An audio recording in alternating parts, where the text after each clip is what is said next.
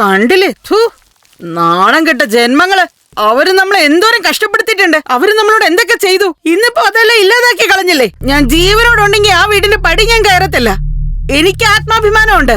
വായടക്കമേ, എല്ലാത്തിനും കാരണക്കാരി നീയാ. ഇങ്ങനെ ആടിയല്ലേ കുടുംബം പിരിച്ചത്. ഇനി എന്തിനാ ഇങ്ങനെ കിടന്ന് ആടുന്നേ? നിങ്ങളൊന്ന് സ്വത്ത് പിരിച്ചിട്ടില്ലെങ്കിൽ അമ്മുമ്മ മരിക്കുമായിരുന്നോ?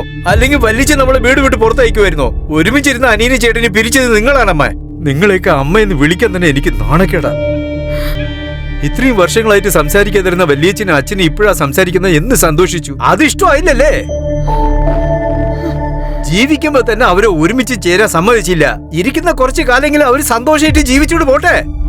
ദേ നോക്ക്, ഇത്രയും കാലം നീ പറഞ്ഞാണ് ഞങ്ങൾ എല്ലാം അനുസരിച്ചത്. ഇനി അങ്ങനെയൊന്നും പറ്റില്ല. ഞങ്ങൾ പറയുന്നത് നിങ്ങൾ കേട്ടാ മതി. ഞങ്ങൾക്ക് വല്യച്ഛനും വേണം, വല്യച്ഛന്റെ കുടുംബം വേണം. വരണമെങ്കിൽ ഞങ്ങളുടെ കൂടെ വാ, വരുന്നില്ലെങ്കിൽ ഇവിടെ കിടന്ന് ചാവ്. എടി വാടി.